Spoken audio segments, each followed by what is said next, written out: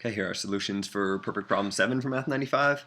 We're asked to find the solutions to this equation, an equation with a radical in it, which makes things a little bit trickier. So the way we're going to approach this problem is, first of all, trying to get rid of this radical, this square root sign right here. But you can't just square both, well, you could square both sides of the equation right now, but it won't help a whole lot.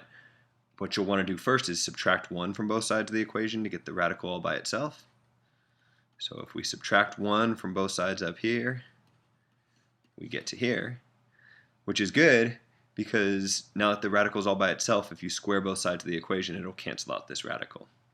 So we square both sides and we get 7x plus 4 equals 2x minus 1 squared.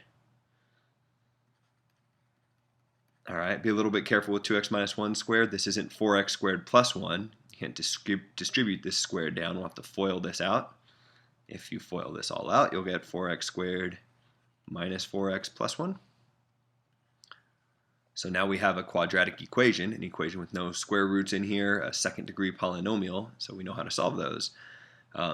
First we want to set it equal to 0, so subtract 7x from both sides and subtract 4 from both sides, and you'll get 4x squared minus 11x minus 3 equals 0. So then what we have to do is factor this out. So to factor, one way to factor, we need two numbers that multiply to whatever the first term times the last term is, multiply to negative 12, 4 times negative 3, and add to negative 11, whatever the middle term here is. So if you think about that for a little while, I think you'll get negative 12 and positive 1 as those two numbers. And then what you do is you replace the negative 11x here with negative 12x and 1x. What I'm saying is we'll get 4x squared minus 12x plus x minus 3 equals 0. So we still haven't factored this, but now that we have 4 terms, you can factor by grouping. These first two terms have a 4x in common. Pull out that 4x and you're left with x minus 3. This is already x minus 3, so we'll just kind of pull out a 1 as a placeholder. And now we have 2 terms, and they both have an x minus 3 in them. So we'll factor out that x minus 3, and we'll be left with 4x plus 1. And so now that we've factored, we got either x minus 3 equals 0, or 4x plus 1 equals 0. So either x equals 3, or 4x equals negative 1, which is the same as x equals negative 1/4. But you have to be a little bit careful on these problems. You always want to check your answers whenever you have radicals like this. So what we'll do is we'll go up here and we'll check.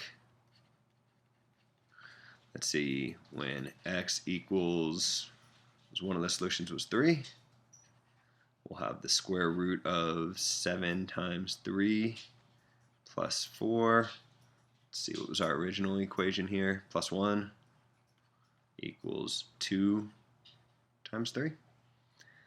Let's see, this would be, maybe I put a question mark here. Does this equal? Let's see, 21 plus 4 is 25. And let's see, square root of 25 is 5. So 5 plus 1, yeah, that is 6. Nice. So we have one solution here. Now we will check our other solution. Let's check.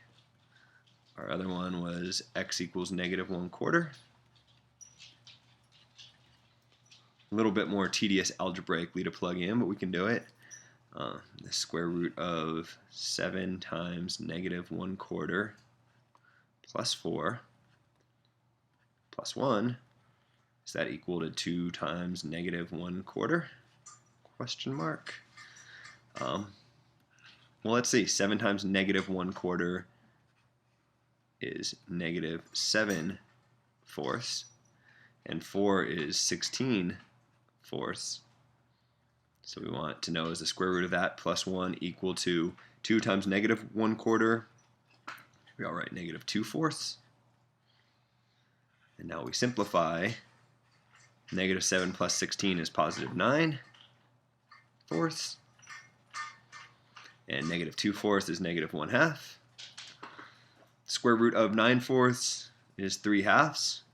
So 3/2 plus 1 equals -1/2. That doesn't look right.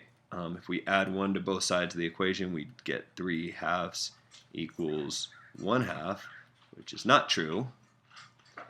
So our only solution, where do I write this? So only solution is x equals 3, which I believe I gave a little hint up here about 3 was the number that Chauncey Billups wore back when he played for the Raptors in '98, I think it was, or something like that. So that is the end of this perfect problem.